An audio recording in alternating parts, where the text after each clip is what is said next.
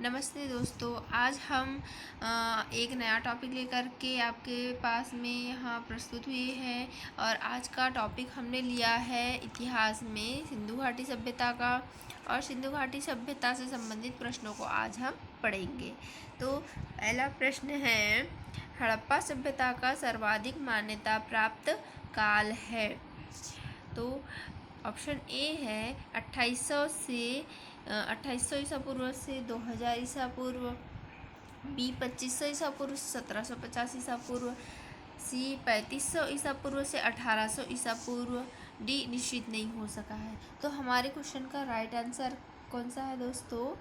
ये वाला बी है ना, 2500 ईसा पूर्व से 1750 ईसा पूर्व। ये क्वेश्चन और इस टॉपिक के बारे में हम सभी ने छठी सातवीं क्लास में पढ़ चुका है। ओके, अब देखते हैं सेकंड क्वेश्चन क्या कह रहा है। सेकंड क्वेश्चन कह रहा है, सिंधु घाटी की सभ्यता निम्नलिखित में से किस सभ्यता के समकालीन नहीं थी। अब क्वेश्चन को ध्यान से देखिए दोस्तों, यहाँ पर क्वेश्चन पूछ रहा है समकालीन नहीं थी।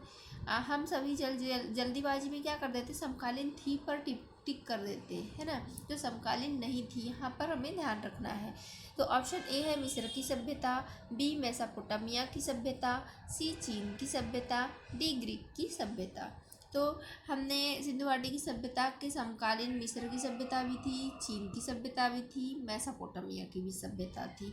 लेकिन जो ग्रीक की सभ्यता थी दोस्तों, वह सिंधु घाटी सभ्यता की समकालीन नहीं थी। तो आंसर आ जाएगा डी। अब देखिए आगे अगला क्वेश्चन, सिंधु घाटी की सभ्यता कहाँ तक विस्तृत थी। तो सिंधु घाटी की सभ्यता ऐसे तो गुजरात में भी थी, हरियाणा, जम्मू कश्मीर और बहुत सारे जगहों में फैली हुई थी। देखते हैं सही आंसर क्या है। ए पंजाब, दिल्ली और जम्मू कश्मीर, बी राजस्थान, बिहार, बंगाल और उड़ीसा, सी पंजाब, राजस्थान, गुजरात, उड़ीसा और बंगाल, डी पंजाब, राजस्थान, गुजरात, उत्तर प्रदेश, हरियाणा, सिंध और बलूचिस्तान।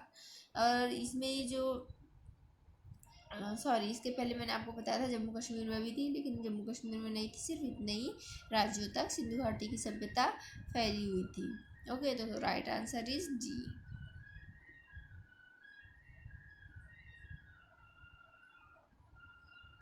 अब देखते हैं अगला क्वेश्चन, सिंधु घाटी की सभ्यता में घोड़े के अवशेष कहाँ मिले हैं।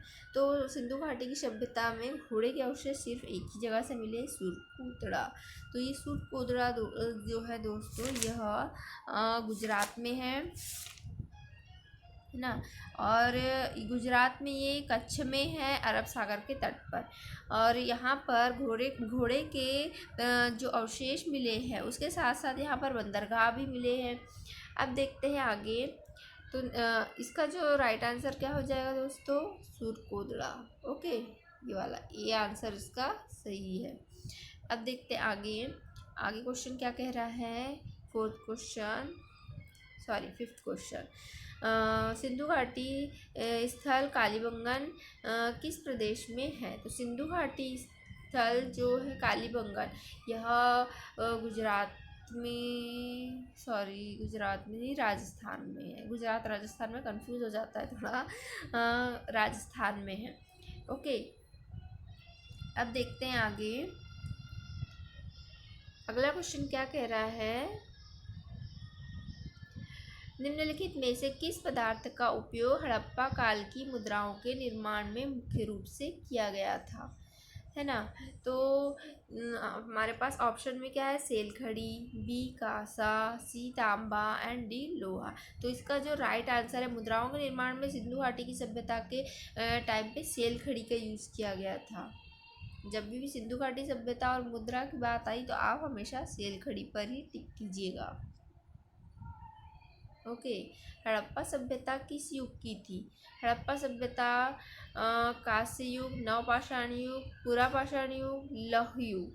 तो यहाँ पर हम कांस्य युग के ऊपर टिक करेंगे। अगर यहाँ पर कांस्य युग नहीं होता और कांस्य युग की जगह पर अगर ताम्र युग होता तो हम ताम्र युग या ताम्रपाषाण युग पर टिक करते, लेकिन यहाँ पर कांस्य युग दिया, इसीलिए हम यहाँ पर ऑप्शन ए पर टिक करेंगे, कांस्य युग में।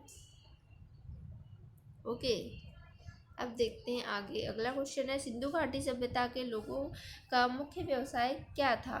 तो हमारे पास ऑप्शन में दिया हुआ है, ए व्यापार, बी पशुपालन, सी शिकार और डी है कृषि। ओके, तो हमारे पास हमारा जो राइट आंसर होगा दोस्तों वो होगा व्यापार। जो सिंधु घाटी सभ्यता के लोगों का मुख्य व्यवसाय था वह था व्यापार।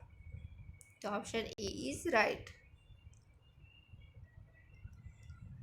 अब देखते हैं आगे। हड़प्पा सभ्यता के निवासी थे। कौन थे हड़प्पा सभ्यता के निवासी? कैसे थे? ग्रामीण थे, शहरी थे, यायावर, खानाबदोश, डी जनजाति। तो जो हड़प्पा सभ्यता के निवासी जो थे वो शहरी थे। वहाँ पर ईंटों की हमने पढ़ा है हड़प्पा सभ्यता में, जैसे ईंटों के मकान होते थे और पक्की सड़कें हुआ करती थी। सड़कें समकोण पर आपस में एक दूसरे को काटती थी, दरवाजे पीछे की ओर खुलते थे, है ना। तो ये सारी चीज़ें कहाँ पर होती? शहरों में ही होती। इसीलिए हड़प्पा सभ्यता को हम ग्रामीण तो कह नहीं सकते, इसीलिए हड़प्पा सभ्यता शहरी थी। Answer is B. Next question की ओर आते हैं। सिंधु सभ्यता के घर किससे बनाए जाते थे? अभी मैंने बताया ईंट से, है ना। तो आंसर कौन सा आ जाएगा हमारे पास? ए ईंट। ओके, अब नेक्स्ट क्वेश्चन क्या कह रहा है? नेक्स्ट क्वेश्चन कह रहा है, हड़प्पावासी किस वस्तु के उत्पादन में सर्वप्रथम थे? तो जो हड़प्पा सभ्यता के हड़प्पावासी जो थे, हड़प्पा सभ्यता के लोग, वह निम्नलिखित में से कौन सी वस्तु के उत्पादन में सर्वप्रथम थे? मुद्राओं के उत्पादन में, कांसे के औजारों के उत्पादन में, सी कपास के उत्पादन में, या डी जौ के उत्पादन में। तो हड़प्पावासी जो थे वो कपास के उत्पादन में सर्वप्रथम थे। वहाँ पर कपास का उत्पादन बहुत अधिक मात्रा में होता था। ओके, तो इसका आंसर हो जाएगा सी। अब चलते हैं आगे के क्वेश्चन की ओर। निम्नलिखित विद्वानों में से हड़प्पा सभ्यता का सर्वप्रथम खोजकर्ता कौन था? A sir John Marshall, B R D Banerjee, C A Cunningham, D Dayaram Sahni. तो यहाँ पर अक्सर लोग कंफ्यूज हो जाते हैं। दयाराम साहनी, आर डी बनर्जी और दयाराम साहनी और सर जॉन मार्शल में, इन दोनों में कंफ्यूज हो जाते हैं, है ना। क्योंकि जो सर जॉन मार्शल थे उनकी देख रेख में इसकी खोज हुई थी, लेकिन खोजकर्ता कौन थे? खोजकर्ता तो दयाराम साहनी ही थे। इसीलिए यहाँ पर इसका आंसर आ जाएगा दयाराम साहनी, डी। ओके, अब अगला क्वेश्चन की ओर बढ़ते हैं। सभ्यता का पत्तन नगर बंदरगाह कौन सा था? तो जो सभ्यता का पत्तन नगर था वो था लोथल। बी आएगा इसका राइट आंसर। ओके, तो राइट आंसर इज बी। आगे की ओर चलते हैं। अगला क्वेश्चन है,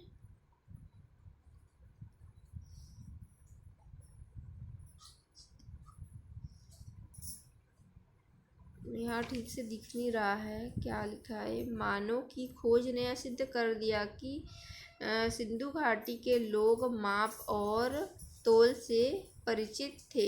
यह खोज कहाँ पर हुई? तो इसका जो राइट आंसर है वह है Lothal. Okay, right answer is Lothal. पैमाने की खोज। ओके, पैमाने की खोज ने सिद्ध कर दिया कि सिंधु घाटी के लोग माप और तोल से परिचित थे। तो यह जो खोज हुई थी माप तोल वाली, ये लोथल से हुई थी, 16 गुना माप।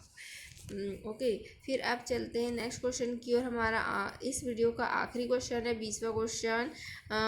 तो क्वेश्चन क्या कह रहा है?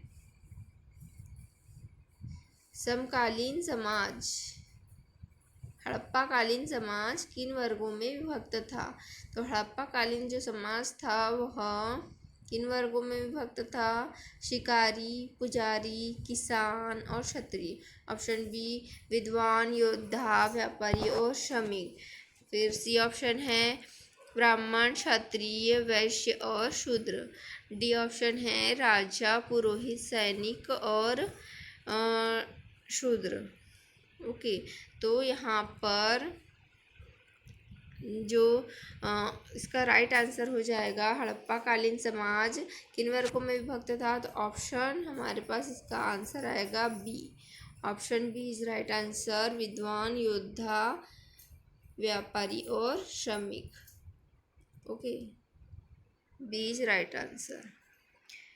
तो आज का हमारा वीडियो यहीं पर समाप्त होता है। अब हम मिलेंगे अगले वीडियो में, जिसमें हम हड़प्पा सभ्यता के कुछ और क्वेश्चंस के बारे में पढ़ेंगे, हड़प्पा सभ्यता की और जानकारी लेंगे।